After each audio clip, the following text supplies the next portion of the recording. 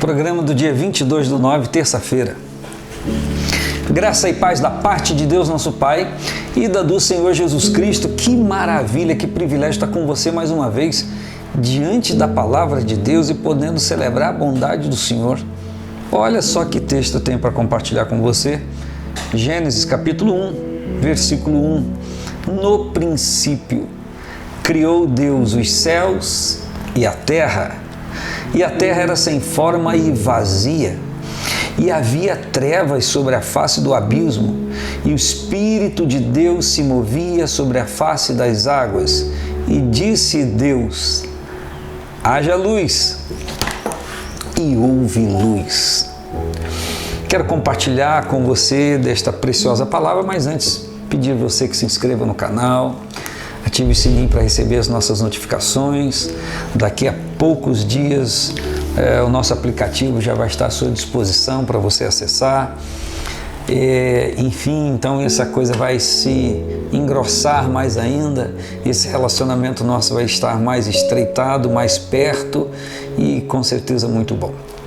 Pois bem, a palavra diz que no princípio criou Deus os céus e a terra. O poder criador, poder divino de fazer todas as coisas, de estabelecer todas as coisas por seu poder, por sua glória, por sua graça, por sua majestade, por sua soberania, o que tantas outras coisas podemos falar. Mas o texto sagrado diz que no princípio, houve um princípio. Deus iniciou, isso foi ideia de Deus, não foi ideia de uma pessoa. A Bíblia pergunta: quem foi o conselheiro de Deus? Jó, diante da sua divagação, da sua tribulação, da sua luta, o Senhor vem a ele e pergunta: onde estava você quando eu criei isso? Onde estava você?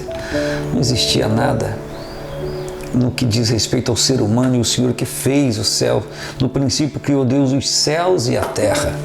O Senhor fez todas as coisas. Que privilégio poder crer. Ainda há pouco falava com 3 irmãos aqui na igreja. Que privilégio poder crer, olhar para nós sem precisar sair de nós e enxergar Deus e ver que essa maravilha que é o sistema do corpo humano, não obstante a carenagem, o que é visível, né? Se belo à luz de quem vê, porque sempre há alguém que acha alguém belo e alguém não belo.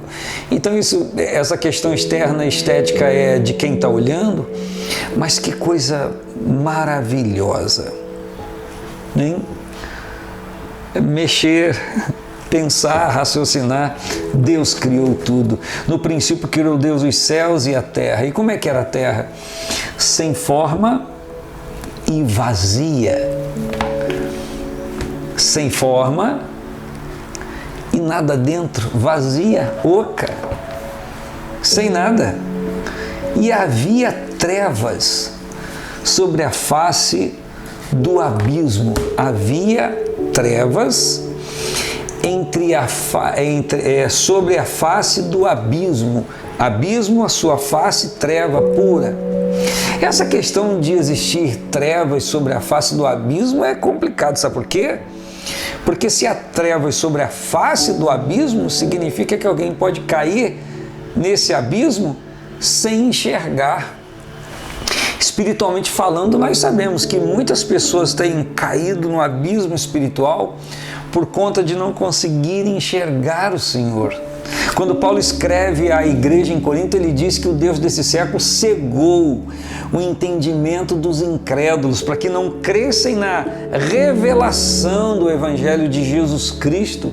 Então, a cegueira, treva, falta de luz, ela é fraudulenta para quem quiser andar nela. Observe isso. Havia trevas sobre a face do abismo e o Espírito de Deus se movia sobre a face das águas. Nós vemos desde o início um Deus que se move, um Deus que não está parado, um Deus que não está paralisado, o Espírito de Deus que se move. E a revelação do Novo Testamento traz uma novidade esplendorosa. Cristo em nós, a esperança da glória, pelo Espírito dele em nós. Então esse Espírito de Deus que se movia sobre a face das águas, olha a revelação do Novo Testamento, agora se move aonde? Dentro do crente. Olha que coisa extraordinária. Aquele Espírito glorioso que se movia sobre a face das águas, agora se move na minha vida, se move na sua vida.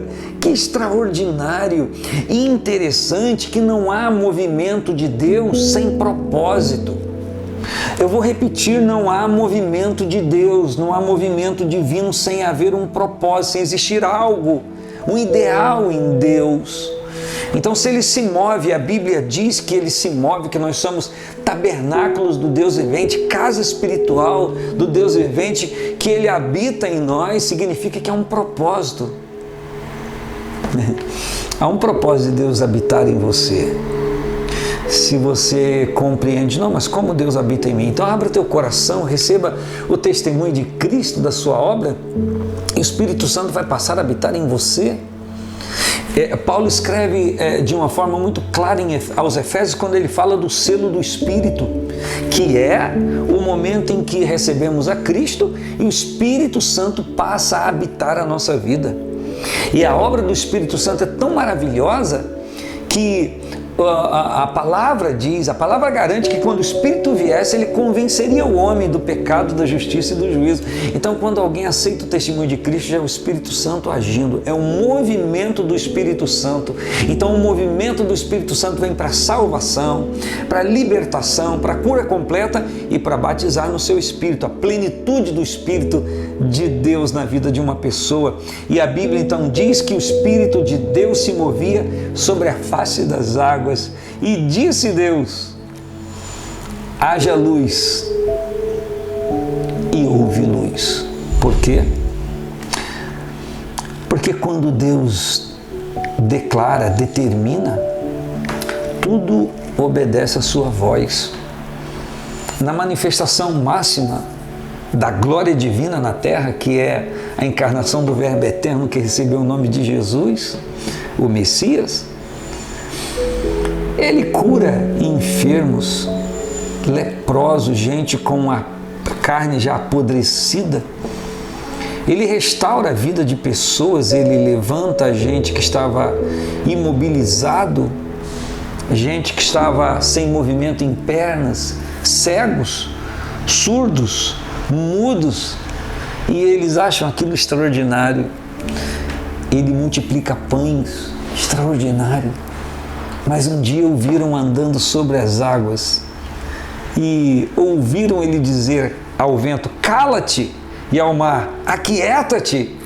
E logo se fez bonança e eles disseram: quem é este que até o vento e o mar lhe obedecem? Oh, aleluia! Este é aquele que Pedro disse: tu és o Cristo, Filho de Deus vivo. Nós temos crido e conhecido que tu és o Cristo, Filho de Deus. Que coisa maravilhosa! Esta manifestação clara da presença de Deus. E esse Senhor é aquele que no início disse: haja luz, e houve luz. Quando Deus diz que vai haver algo, vai haver. Porque Ele é soberano para fazer. Mas tem algo que Ele aguarda a decisão de uma pessoa. A pessoa recebê-lo em sua vida. A pessoa abrir o coração. Eu quero lhe dizer que a salvação não é imposta. Não é franqueada uma etnia, uma classe de pessoas. Ninguém nasce a condenação, a salvação, no que diz respeito à plenitude do assunto. Sabemos que originalmente o homem está destituído da glória de Deus, mas através de Cristo todos podem ser salvos. E eu quero lhe dizer que enquanto falo, o Espírito de Deus se move para a sua salvação. E aquilo que hoje para você é escuridade ou obscuridade, escuridão, você não enxerga, você não entende, você não compreende. A mesma palavra continua dizendo: haja luz, e haverá luz sobre a sua vida em nome de Jesus Cristo. E a palavra diz que o Senhor próprio testemunha da luz, a luz é boa. Que o Senhor te abençoe. Amém. E graças a Deus.